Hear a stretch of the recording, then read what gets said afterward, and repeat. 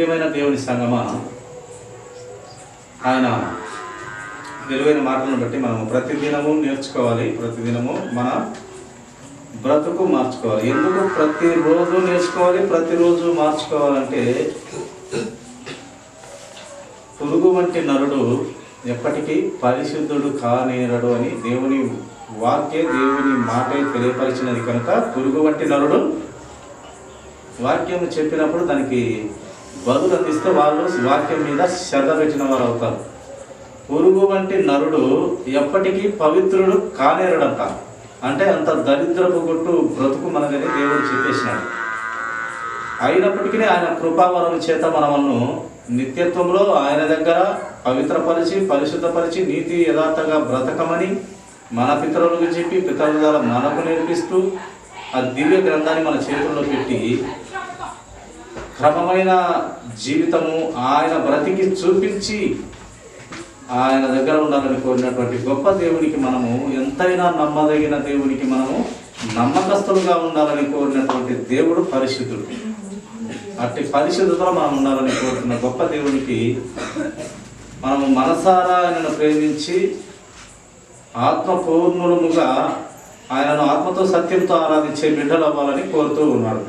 ఆయన రాజ్యంలో తల ఎత్తుకొని బ్రతికే పిల్లలుగా ఉండాలని కోరుతున్న గొప్ప దేవునికి ప్రతిరోజు కూడా మనము ఆయన వాక్యంతో ఆయనను స్తుతించి మహిమపరిచి గణపరిచే బిడ్డలంగా ఉండాలని మన నోటి మాటలతో మన జిహ్వ బలంతో దేవుని స్తుతించాలి, మహిమపరచాలి, గణపరచాలి, ఆరాధించాలి, పూజించి కొనియాడాలి.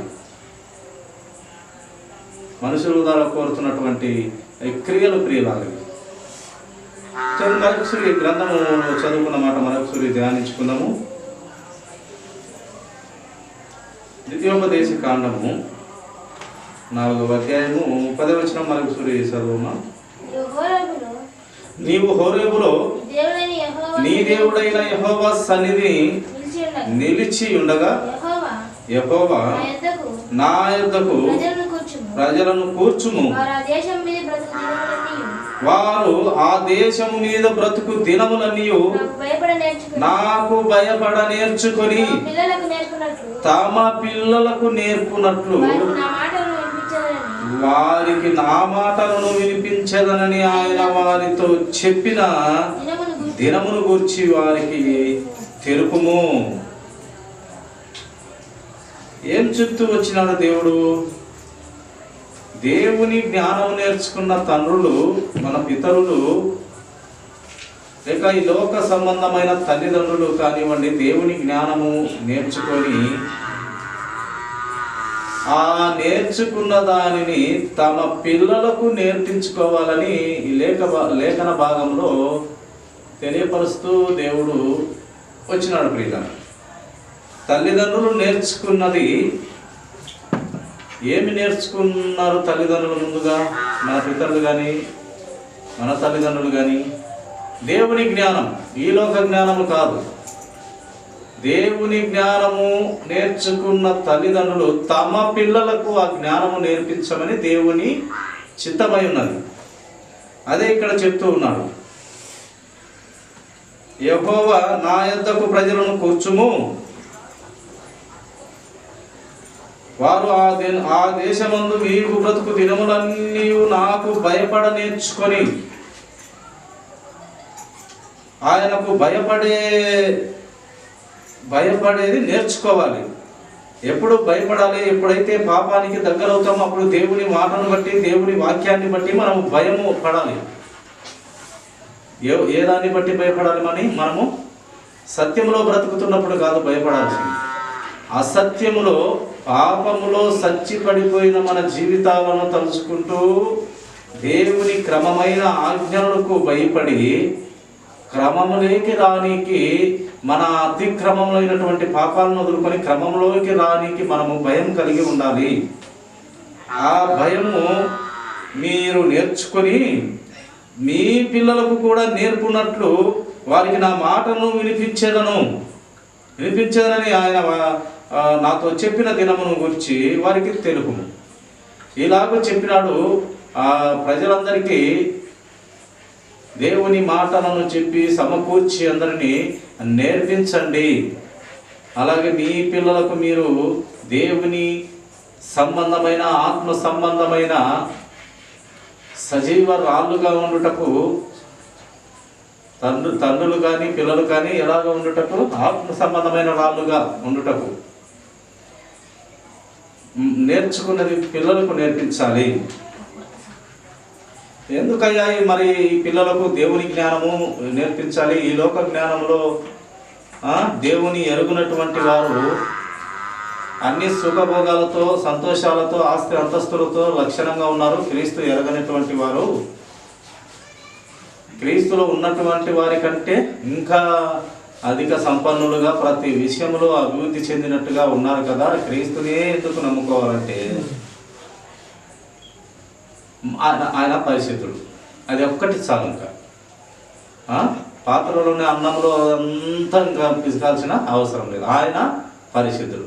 పరిశుద్ధుడు ఎవరైనా ఏ వేల్పులలో కానీ దేవుళ్ళు అనబడిన దేవతలు అనబడిన వారిలో ఎవరో పరిశుద్ధత కలిగిన వారి పేరు ఎవరో చెప్పమనండి. ఇది యేసుక్రీస్తు ప్రభువారే సవాల్ వేసినటువంటి విషయం. కనుక అంత పరిశుద్ధుడిని కలిగి ఉన్నాం కనుక ఆ పరిశుద్ధుడు మనము పరిశుద్ధంగానే ఉండమని చెప్తున్నారు. అందుకు మనము నేర్చుకున్నది దేవుని జ్ఞానము మన పిల్లలకు నేర్పించి వెళ్ళిపోతున్నారు. ఎవరి కాలం వాళ్ళ ఎంతవరకు దేవుడు ఇస్తాడో ఆ సమయంలో వరకు మనం ఏం నేర్పించాలి? ఈ లోక సంబంధమైన భోగాలు, ఈ లోక సంబంధమైన ఆస్తిపాస్తులు, చదువు సందే ఇది కాదు.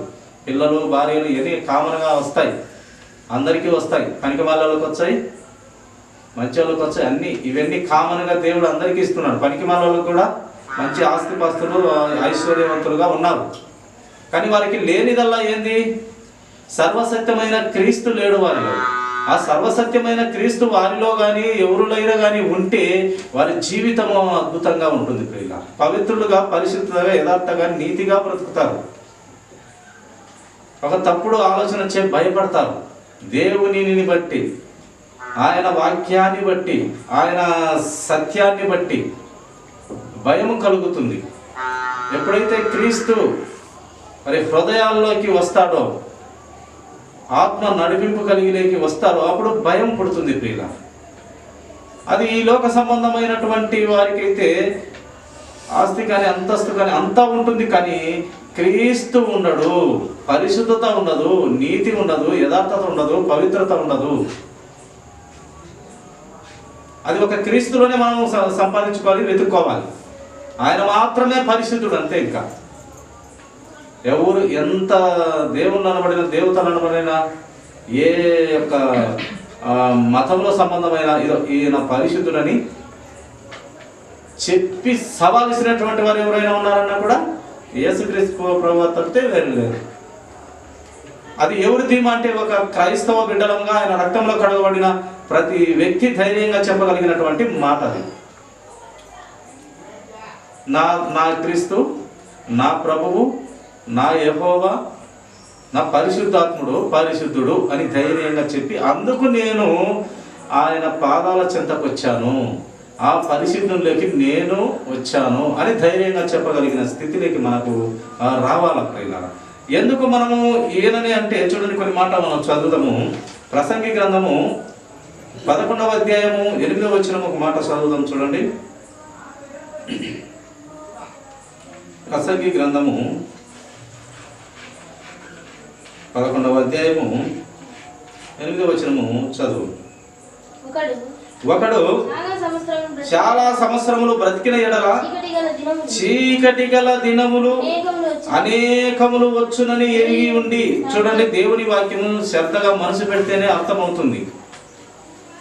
అందుకే ప్రతి మనిషికి 2 చెవులు ఉన్నా కూడా దేవుడు ఏం చెప్పినాడంటే, చెవి గలవాడు మాత్రమే వినుగాక అన్నాడు. అందరికీ ఉన్నాయి చెవులు. ఎందుకంటున్నాడు దేవుడు చెవి గలవాడు మాత్రం వినుగాక అంటే, ఈ చెవి గలవాడు వాడు దేవుని మాటను దృష్టిస్తాడు, గ్రహిస్తాడనే మాట కోసం గ్రహింపులోకి రావాలి, సత్యంలోకి నడవాలని చెవి గలవాడే వినుగాక అన్నాడు దేవుడు. చెవులు అందరికీ ఉన్నాయి, కానీ చెవి గలవాడు వినుగాక. ఎవరికి చెవులు లేవు? అందరికీ ఉన్నాయి, కానీ గ్రహింపులోకి వచ్చిన వాడే వింటాడు అని దేవుని ఆలోచన, అర్థం ప్రియులారా. ఒకడు చాలా సంవత్సరములు బ్రతికిన ఎడల చీకటి గల దినములు అనేకములు వచ్చునని ఎరిగి ఉండి. చాలా సంవత్సరములు మనం బ్రతికిన తర్వాత, ఆయుస్సు ఇచ్చిన తర్వాత అంట దేవుడు ఈ బ్రతుకులో, ఈ జీవన విధానంలో, ఈ లోకంలో బ్రతుకుతున్న ప్రతి ఒక్కరము కూడా ఉంటాయంట. చీకటి గల దినములు అనేకములు వస్తాయంట. చీకటి దినములు, పాపపు స్వభావంతో కూడుకున్నటువంటి ఇరుకులు, అన్ని పాప స్వభావంతో కూడుకున్నటువంటి ఆలోచనలు, ఇరుకులు, ఇబ్బందులు, బాధలు అన్నీ అవే ఎక్కువ ఉంటాయంట మన జీవితంలో. లేఖనము తెలియపరుస్తూ ఉంది, నేను కాదు. లేఖనము తెలియపరుస్తున్నది, దేవుని గ్రంథము తెలియపరుస్తున్నది, బైబిల్ తెలియపరుస్తున్నది ఏంటంటే, ఒకడు ఎన్ని సంవత్సరాలు బ్రతికినా చీకటి కలిగిన దినములే ఎక్కువగా ఉంటవి అని మీరు విరిగి ఉండి, తాను బ్రతుకు దినములన్నీ సంతోషముగా ఉండవలను, రాబోవునదంతయు వ్యర్థము. చీకటి దినం, మన బ్రతుకంతా కూడా చీకటి దినములే ఎక్కువగా ఉన్నాయంటే ప్రసంగి గ్రంథకర్త చెప్తున్నాడు, మన జీవితంలోట లేదా ఆయన జీవితంలో చీకటి దినములే ఎక్కువ ఉన్నాయి, ఇక వచ్చే దినములన్నీ కూడా వ్యర్థము అన్నాడు. అర్థం కావాలి మాట. మనకు వచ్చే దినాలన్నీ వ్యర్థంగానే ఉంటాయంట. అందుకు ఈ భక్తుడు అంటున్నాడు, వచ్చే దినములన్నీ వ్యర్థము, రాబో దినమంతయు వ్యర్థము అంటున్నాడు ఈ ప్రసంగి గ్రంథకర్త. కనుక ఈ జీవన విధానంలో మనకు ఏదో మంచింది ఏ మంచి లేదు, అంత వ్యర్థమైన జీవితమే. వ్యర్థము సమస్తము వ్యర్థము. భూమి మీద నరుని బ్రతుకు ఒక పెంటతో సమానం అన్నారు భక్తులు మనకు.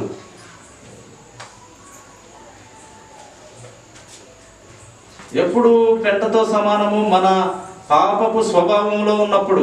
దేవునితో ఆనుకొని ఉంటే అది అద్భుతమైన జీవితమే. దేవునితో ఎప్పుడైతే నువ్వు సంబంధం కోల్పోతావో, ఆయన కనెక్షన్లో నువ్వు లేకుండా వెళ్ళిపోతావో, అప్పుడు మన బ్రతుకు అంతా కూడా వ్యర్థం. ఆయనలో ఉంటే చావు కూడా నాకు మంచిది అన్నాడు భక్తుడు. ఏమన్నాడు? బ్రతికితే క్రీస్తు, చావైతే లాభం అన్నాడు. ఈ మాట ఎవరమైనా చెప్పగలిగే మనిషి ఎవడు లేడు. అది మహాభక్తులు మాత్రమే చెప్పగలరు. బ్రతికితే క్రీస్తు, చావైతే లాభం అని చెప్పగలిగిన మనిషి ఇప్పుడు మనం చూడగలమా? చూడలేము, ఎవరము చెప్పలేము. చిన్న జ్వరం వచ్చే తనకల్లాడి ప్రార్థనలు చేస్తాము. అనారోగ్యం బాగా లేకుంటే ఒత్తిడికి గురైపోయి ఇంకా అనారోగ్య పరిస్థితుల్లోకి వెళ్తున్నాము. ఎవరు చెప్పగలడు ఈ మాట? బ్రతికితే క్రీస్తు, సావైతే లాభం అని చెప్పగలిగిన మనిషి లేకుండా పోయినాడు. ఒక భక్తుడు, మహాభక్తులు మాత్రమే చెప్పగలుగుతూ ఉన్నారు ప్రియులారా.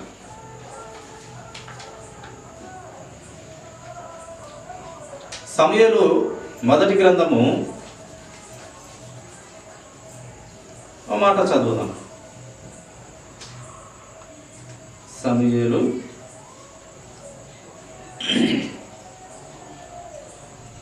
మొదటి గ్రంథము మొదటి అధ్యాయము 28వ వచనము, చివరి వచనం. అది మొదటి అధ్యాయము చివరి వచనమైనటువంటి 28. కాబట్టి నేను ఆ బిడ్డను యెహోవాకు ప్రతిష్ఠించుచున్నాను, వాడు బ్రతుకు దినములన్నిటను వాడు యెహోవాకు ప్రతిష్ఠితుడని చెప్పాను. అప్పుడు వాడు యెహోవాకు అక్కడనే మ్రొక్కెను. ఇది ఒక తల్లిదండ్రులు నేర్పించాల్సినటువంటి క్రమశిక్షణ. ఆ పిల్లవారి పాలు విడిచిన తక్షణమే హన్నా సాకింది. ఎంత చక్కనైన జీవన విధానం నేర్పించింది. ఇప్పుడు నేర్పిస్తాడు. విచిత్రము, నవ్వులు కూడా వస్తూ ఉంటాయి. మా పిల్లోడు ఇది వద్దంటే చేస్తాడమ్మా, ఇది తినడమ్మా మా పిల్లోడు, అదైతే తింటాడు, మటన్ అయితే తింటాడు, మా చికెన్ ముట్టడమ్మా, చేపలు ఉరువు తినడమ్మా. ప్రతి వస్తువు తినాలి. దేవుడు పెట్టిందే ప్రతి వస్తువు అనుభవించి తిన్నీకి పెట్టాడు సమస్తమును. నీ కన్నులకు ఇంపితమైతే ఏది అపవిత్రమైనది కాదు. ప్రార్థన చేసుకొని తినటమే. కడుపులోకి పోయేది అపవిత్రపరచబడదు, కానీ నీ నోటిలో నుండి బయటకు వచ్చే మాటే నీకు అపవిత్రం తెచ్చును అని లేఖన భాగం తెలియపరుస్తుంది, దేవుని గ్రంథం తెలియపరుస్తుంది. కడుపులోకి వెళ్ళే ఏ పదార్థము మనిషిని అపవిత్రపరచనేరదంట. నేను చెప్పేది కాదు, గ్రంథం చెప్తున్నటువంటి మాట. పిల్ల మనిషిలో నాలుక నుండి, హృదయములో నుంచి మాట ద్వారా మనిషి అపవిత్రపరచబడుతున్నాడు, కానీ తినేదాని వల్ల ఏ మనిషి అపవిత్రపరచబడదు. కానీ దేవుడైతే పాత నిబంధనలో కొన్ని వస్తువులను తినకూడదని చెప్పినాడు, కానీ క్రొత్త నిబంధనలో నీకు ఇంపితమైతే ఏదైనా నీ కన్నులకు తినాలనిపిస్తే, అభ్యంతరం లేదు అనిపిస్తే నీవు ప్రార్థన చేసుకొని నిరభ్యంతరంగా తినొచ్చు అని మన ప్రభువు మనకు చెప్తూ వచ్చింది. కనుక ఇక్కడ లేఖన భాగంలోనేటువంటి విషయము చూడండి, ఆ తల్లి పెంచింది ఎలా పెంచింది. నేను ఈ బిడ్డను యెహోవాకు ప్రతిష్ఠించుచున్నానని హన్నా చెప్తూ ఉంది. ఆ యొక్క మందిరంలోకి వెళ్ళి ఏలీతో ఆల్రెడీ పుట్టక మునుపే నిర్ణయం తీసుకున్న ఈ హన్నా పుట్టిన తర్వాత 3 సంవత్సరాలు మందిరంకు కూడా వెళ్ళలేదు. అలాగే యేసుక్రీస్తు ప్రభువారు రక్త మాంసాల్లో పాలుపంపులు పొందలేదు. అప్పుడు యేసుక్రీస్తు ప్రభువారు లేడు, మందిరంకే వెళ్ళలేదు. ఎన్ని సంవత్సరాలు? 3 సంవత్సరాలు వెళ్ళలేదు. ఏ ఉద్దేశంతో వెళ్ళలేదు? తన పిల్లవాడిని చక్కగా క్రమంగా పెంచాలని ఆమె వెళ్ళలేదు. పాలు విడిచేంత వరకు భద్రంగా సాకింది ఆ పిల్లవాడిని. పాలు విడిచే వరకు దేవునికి మాట ఇచ్చింది. పాలు విడిచేంత వరకు ఈ పిల్లవానికి ఎప్పుడైతే పాలు మరుస్తాడో అప్పుడే నీకు సమర్పిస్తానయ్యా. అప్పటి వరకు ఈ యొక్క హన్నా భర్తతో కూడా చెప్పింది, నేను మందిరం కూడా పోను, నా పిల్లవాని క్రమంలో పెంచుతాను, పద్ధతిలో పెంచుతాను. 3 సంవత్సరాలు పోలేదు. ఇప్పుడు ఈ కాలంలో కొంతమంది చెప్తుంటారు, నవ్వు వస్తుంది. ఒక్క వారం కూడా నేను మిస్ కానమ్మా, ఒక్క వారం కూడా అంటానా అతను మిస్ కాడంట. ఒక్క వారం కూడా మిస్ కాడు. బ్రతుకు చూసే దరిద్రంగా ఉంటుంది. వారాలైతే పోతుంది, బ్రతుకు మాటలు చూస్తే సరిగా ఉండవు. ప్రార్థనకు పోతున్నామా వస్తున్నామా అనేది కాదు, కానీ ముఖ్యము దేవునికి ఎంత దగ్గరగా మన బ్రతుకు, ఎంత సమర్పణ జీవితం కలిగి ఉన్నదనేది ముఖ్యం. ఒక రోజు ఒక వారము 2 వారాలు ఏదో ఒక మ్యారేజ్ ఉండడం చేతను, లేదా ఒక కొన్ని ముఖ్యమైన అవసరం నిమిత్తము, బంధువుల ఒత్తిడి నిమిత్తము, కొన్ని వేరే పనులకు ఆదివారం వస్తుంటాయి. ఒక 10 పనులు వెళ్ళవలసిన పరిస్థితి వస్తుంది. ఎవరికొకరికి ఎప్పుడోసారి ఏదో ఒక ఆదివారము పెళ్లి పడుతుంది, లేదా ఎమర్జెన్సీ పడుతుంది. ఆరాధన ఖచ్చితంగానే చేయాలి, నేను మళ్ళీనే వెళ్ళాలనే రూల్ లేదు. నీ హృదయము దేవునికి దగ్గర ఉండాలి. ఫస్ట్ నా హృదయము దేవునికి దగ్గరగా ఉండాలి. అది దగ్గరగా ఉంటే నువ్వు ఎక్కడ ఉన్నా దేవునికి దగ్గరగా ఉంది నీ హృదయము. ఈ మనుషులు కట్టిన మందిరంలోనే దగ్గరగా ఉండాలనేది ఏముంది? ఎక్కడ ఉన్నా నీ హృదయం దేవునికి దగ్గరగా ఉండాలి. అలానే ఆదివారము వెళ్ళకూడదని కాదు, ఇరుకులు ఇబ్బందులు ఒక పని వచ్చినప్పుడు వెళ్ళకున్నా పర్వాలేదు, మన హృదయం దేవునికి దగ్గరగా ఉండాలనేది ఒక భావం ప్రియులారా. అలాగా ఈమె చాలా దగ్గరగా ఉండి బిడ్డను 3 సంవత్సరాలు మందిరంకు వెళ్లకుండా బిడ్డను పెంచి, ఇదో ఈ బిడ్డ పాలు విడిచాడు, ఇదో నీకు ప్రతిష్ఠిస్తున్నానని ఏలీకి చెప్పి ఆ మందిరంలో విడిచిపెట్టి ఆమె వెళ్ళిపోతుంటే, ఆ చిన్న బాలుడు తల్లి అని కొంగు పట్టుకొని ఏడ్చకుండా పాలు విడిచిన బిడ్డ ఎన్ని సంవత్సరాలు ఉంటుంది? 5 సంవత్సరాలు లాస్ట్. విడిచిపెట్టి వెళితే ఆ పిల్లవాడు ప్రతిష్ఠితుడని చెప్పి ఇంకా వెళ్తుంటే, అప్పుడు వాడు యెహోవాకు అమ్మమ్మడి తల్లెమ్మడి ఎగబడకుండా, ఆ ఊరికి ఆ పైట కొంగు కొట్టుకోకుండా ఇతను ఏం చేసినాడంట? బాలుడైన సమూయేలు అక్కడనే యెహోవాకు మ్రొక్కెను. ఇది 3 సంవత్సరాలు నేర్పించిన ఆ తల్లి గొప్పదబ్బా. ఎంత పొగిడినా ఆ తల్లిదండ్రులు మనం నేర్చుకోవాలి. ఆ తల్లిదండ్రులలాగా మనము పిల్లలను పెంచాలి.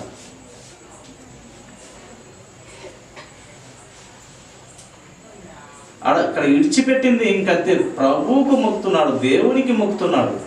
అందుకే అంత క్రమంగా పెంచిన బిడ్డ మీద దేవుడు జాంకుడు 3 సార్లు పిలిచినాడు. పరలోకం నుండి పిలుపు 3 సార్లు పిలిస్తే ఏలి దగ్గరికి పోయి, పిలిచితివా, నేను వచ్చాను. లేదురా నాయన, నిన్నెందుకు పిలుస్తాను, ఈ రాత్రి పూట పోయి పండుకో. మళ్ళీ పిలుస్తాడు దేవుడు, మళ్ళీ పోతాడు ఏలి దగ్గరికి. అట 3 సార్లు తర్వాత ఏలికి అప్పుడు ఆయనకు జ్ఞానోదయమై ఈయన దేవుడు పిలిచినాడు. అప్పుడు ఈసారి నాయన ఆ వాక్కు వినిపించినప్పుడు, నీ దాసుడు ఆలకిస్తున్నాడు, చెప్పండి ప్రభువా, నీ దాసుడు ఆలకిస్తున్నాను ప్రభువా, మాట్లాడండి ప్రభువా అని అనమని చెప్పినప్పుడు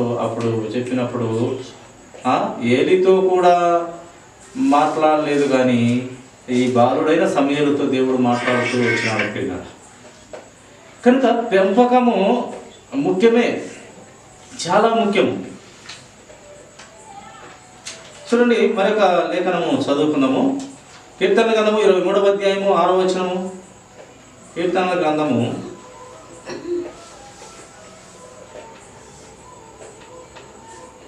23వ వచనము 23:6. నేను బ్రతుకు దినములన్నీ కృపాక్షేమములే నా వెంట వచ్చును, చిరకాలము యెహోవా మందిరములో నేను నివాసము చేసేదను. ఈ బాలుని మాదిరి చిన్నప్పుడు వదిలిపెట్టిపోతే చిరకాలము చేస్తూ వచ్చినాడు. ఇక్కడ భక్తుడు కూడా అదే వ్రాయిస్తూ వచ్చినాడు. నేను బ్రతుకు దినములు నీ కృపాక్షేమములే నా వెంట వచ్చును, నా బ్రతికిన బ్రతుకంతా కూడా నీ కృపాక్షేమములే ప్రభువా, చిరకాలము నేను నీ మందిరములో నేను నివాసం చేస్తానయ్యా. యెహోషువ గ్రంథము 1వ అధ్యాయము, యెహోషువ గ్రంథము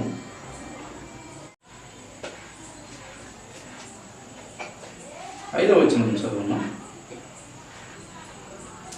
నీవు బ్రతుకు దినములన్నిటను ఏ మనుషుడును నీ ఎదుట నిలవలేక ఉండును, నేను మోషేకు తోడై ఉండినట్లు నీకును తోడై ఉండును. మోషే దేవుని మాట విన్నటువంటి వాడు యెహోషువ కూడా చెప్తూ ఉన్నాడు, మోషేకు తోడై ఉండినట్టు నేను నీకు కూడా తోడై ఉంటాను. నీ ముందు ఏ మనుషుడు నిలువనేరడు. నీ దగ్గర ఉన్నటువంటి వాడు సృష్టికర్త, సర్వలోకమును ఏలుతున్నటువంటి పరిపాలకుడు, సొలొమోను కంటే శ్రేష్ఠుడు, యోనా కంటే శ్రేష్ఠుడు. కనుక నీతో మాట్లాడుతున్నది పరిశుద్ధుడు, నీ దేవుడైన యెహోవా. నీ మోషేకు తోడై ఉన్నాను ఇంతకాలము, అతని తర్వాత నీకు తోడుంటాను. నీ ముందు ఏ మనుషుడు కాను నిలవలేడు. తోడున్నది ఎవరు? సర్వలోకమును పాలించుచున్నటువంటి సృష్టికర్త నీకు తోడున్నాడు. భయపడకము, జడియకము. ఆయన తోడుంటే ఇంతే ప్రియుల, ఆయన తోడుంటే పక్కన 10,000 మంది పడినను, ఈ పక్క వేలలో పడినను భయపడకము, జడియకము, జంకకము అంటాడు దేవుడు. అందుకే గొల్లియాతు అంత ఎత్తున్నా కూడా దావీదు భయపడకుండా, యుద్ధము నాది కాదు, యుద్ధము నాది కాదు, నా పనితనం కాదు యుద్ధము, నేను రాయి గిరగిర తిప్పి కొట్టినంత మాత్రాన ఆ గొల్లియాతు కింద పడి పోలేదు. యుద్ధము యెహోవాది, నేను నిమిత్త మాత్రుని, నేను దేవుని దాసుని. ఈ ఫిలిష్తీయుడు, సున్నతి లేని ఫిలిష్తీయుడు దేవుని దృష్టికి ఎంత వీడు అన్నాడు భక్తుడు. కనుక భక్తులలో చాలా ఏముంటుంది? ధైర్యం ఉంటుంది పిల్ల, సాహసము, ధైర్యము. ఆ యొక్క రాజు అంటాడు, సౌలు రాజు, ఏ ధైర్యం చేత అంత పొడుగున్నటువంటి వాని, 6 మూరల ఛానల్ ఉన్నటువంటి వాని, ఏ ధైర్యం చేత నువ్వు అతన్ని చంపాలనుకుంటావు? ఏ ధైర్యం, నువ్వు చూస్తే పొట్టిగా ఎరగా ఉన్నావు, నువ్వు ఎలా చంపగలవు? ఏ ధైర్యం చేత చంపగలవు అని అడిగినప్పుడు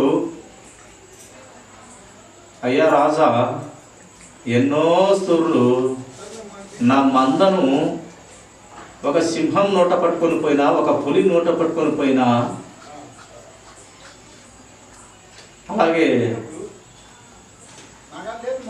ఈ యొక్క ఆ ఎలుగుబంట్లు నోట పట్టుకొని పోయినా వాటి నోటిని చీల్చి నా మందను నా గొర్రెలను నేను కాపాడుకున్న దినాలు చాలా ఎక్కువగా ఉన్నాయి. నా గొర్రెలను కాపాడుకున్నాను నేను. వాటి నోళ్ళను చీల్చి నా మందను కాపాడుకున్నటువంటి వాడిని కనుక ఈ సున్నతి లేని దేవునికి లోబడినటువంటి వీడు ఎంత అది నా ధైర్యం అన్నాడు. అయినను యుద్ధం నాది కాదు, యెహోవాది అన్నాడు ఆ సౌలు రాజుతో. శబాస్రా పిల్లవాడా, ఇదిగో తగిలించుకో. ఏంటి? కత్తి, ఢాలు, దట్టి పరికరాలను తెలుసుకుని కమాన్ అంటే ఇవన్నీ నాకు వాడుకోలేవయ్యా. ఈ కత్తులు, ఈ శూలాలు, ఈ యొక్క డాళ్ళు ఇవన్నీ నాకు వాడుకలేవు. నాకు ఒక రాయి విసిరే వాడుకనే, అదే నా బలం అని 5 గుండ్రం రాళ్ళు ఎత్తుకొని ఒకే రాయితో గొలియాతును చంపినట్టుగా చూస్తాం. అది దేవుని భక్తుల్లో విశ్వాసం అధికంగా ఉంటుంది. ఆ విషయంలో కానీ ప్రతి విషయంలో విశ్వాసము, నిరీక్షణ, పట్టుదల, ఓర్పు, సహనము వీటన్నిటిలో కూడా ఎక్కువ ధైర్యం కలిగి ఉంటారు ఒక గొప్పదైన విశ్వాసి, ఒక ఆత్మపూర్ణుడైనటువంటి విశ్వాసి. చివరిగా ముగించుకుందాం. చూడండి, ఆదికాండము 3వ అధ్యాయము 14వ వచనం.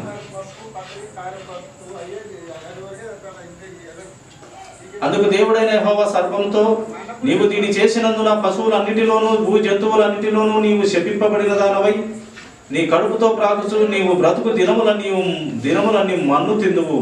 ఇక్కడ ఈ యొక్క సర్పానికి దేవుడు శాపం పెట్టినట్టుగా మనము చూస్తాము. ఆయన మాట విననటువంటి ఈ సర్పము దేవునికి లోబడినటువంటి యొక్క ఆ అపవాది, మన్ను తింటావు నువ్వు జీవితం అంతా కడుపుతో ప్రాకుతూ. ఆయన మాట వినకుంటే అంతే దుమ్ము నాకుంటాం, అంతే. మనం కూడా అంతే. మనము కూడా అందరము కూడా విశ్వాసములో ఉన్నా, ఎంత పెద్ద విశ్వాసమైనా, ఎంత పెద్ద ఇది ఉన్నా, ఒక సాటి వానితో ప్రేమగా నడుచుకోకుంటే ఏమవుతుందంటే మన బ్రతుకంతా కూడా వ్యర్థము, ఇంకంతే, వేస్ట్ నీ జీవితము అని గ్రంథం మనకు తెలియపరుస్తుంది. ఓ సాటి మనిషితో ప్రేమగానే ఉండమంటుంది. నిన్ను గద్దించినా, తిట్టినా, కొట్టినా క్రీస్తుని బట్టి నువ్వు తగ్గించబడు, లోబడు,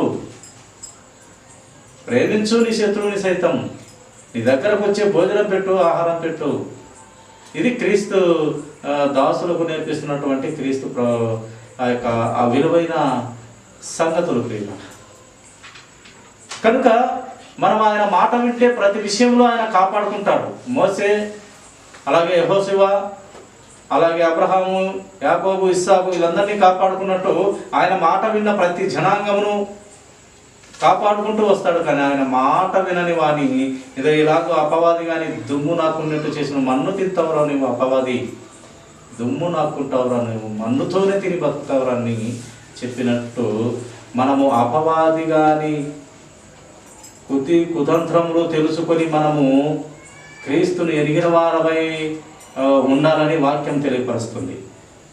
కనుక ఈ అపవాది కానీ మరి మాట వినని పిల్లలుగా కాక, వాత వేయబడిన మనస్సాక్షితో కాక, అనగా వాత వేయబడిన మనస్సాక్షి అంటే ఇది సత్యము, ఇది ధర్మము, ఇది నీతి, ఇది యథార్థత, ఇది ధర్మశాస్త్రము, ఇది వాక్యానుసారం అని కొంతమంది చెప్తారనమాట.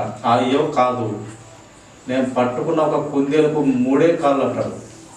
ఈ దరిద్రురాలు వినరు, వాక్యముతో చూపించినా కూడా వినరు. అది వాత వేయబడినటువంటి మనస్సాక్షి అని ఆ మనిషిని అంటారు. వాక్యముతో సర్వసత్యమైన క్రీస్తు నోటి మాటతో రుజువుపరిచినా కూడా వినడు. ఈ వాత వేయబడినటువంటి మనస్సాక్షి అయినటువంటి దరిద్రురాలు, ఇది వాత వేయబడినటువంటి మనస్సాక్షి అంటారు. ఈ వాత వేయబడిన మనస్సాక్షి ఈ యొక్క సర్పంలో కూడా మనము చూస్తాము, వినదు. అందుకే శపింపబడినదై నాశనమైపోతాడు వాడు. చివరికి పరిశుద్ధుల పాదాల కింద తొక్కించబడతాడు ఈ అపవాది, ఈ లూసిఫర్. ఎవడు చెడ్డ తలంపులు ఎవరు హృదయంలో ఉన్నా కూడా వాడు లూసిఫరే.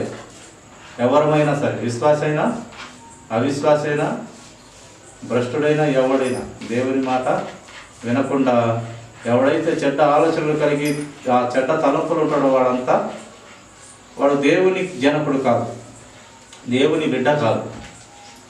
వాని జనకుడు ఎవరు? అపవాది. వాని తండ్రి అపవాది. ఎందుకు వాని తండ్రి అపవాది? వాని తండ్రి అంటే వాని హృదయంలో ఉండేదంతా కుళ్ళు కుతంత్రమే కనుక వాని తండ్రి అపవాది, వాని జనకుడు అపవాది. కనుక ప్రియ దేవుని సంగమా, దేవుని పిల్లరా, ప్రతిరోజు కొన్ని మాటలతో, సత్యమైన విలువైన మాటలతో మనము మరి సరి చేసుకోవటమే జీవితము, క్రమబద్ధీకరించుకోవటమే మన జీవితము, దేవుని కోసం బ్రతకటమే మన జీవితము, దేవుని ఆలోచనలో బ్రతకటమే మన జీవితం. అదే మనకు ధన్యత, దీవెన, ఆశీర్వాదము. ఈ లోకము ఏముంది, కొన్ని దినాలకు లయమైపోతుంది. దేవుని వాక్యాన్ని బట్టి బైబిలు చెప్పినటువంటి బైబిలు దేవుని యేసుక్రీస్తు చెప్పినటువంటి మాట ప్రకారము ఇది లయమైపోతుంది. లయం కాని పట్టణముకు నీవు నేను అందరము ఆయన మాట విని లోబడి వాత వేయబడిన మనస్సాక్షిగా కాక మంచిగా దేవుని వాక్యాన్ని విన్నదాని ప్రకారం బ్రతకగలిగే స్థితిలో నీవు నేను అందరము ఉండాలి. అపవాది గాని కుతంత్రములని తెలుసుకొని ఎరిగిన వారమై ఉండామని దేవుని వాక్యం మనకు వివరిస్తుంది. అటు స్థితిలో దేవుడు అందరికీ జ్ఞానబుద్ధులు వివేచనలు ఇచ్చునుగాక. ఈ కొద్ది మాటలు దేవుడు దీవించునుగాక. తల వచ్చినట్లయితే ఇచ్చిన ప్రార్థన. మహాప్రేమ కలిగిన పరిశుద్ధులైన తండ్రి, స్తోత్రాలు, కృతజ్ఞతలు ప్రభువా. ఇక సమయంలో కొన్ని మాటలు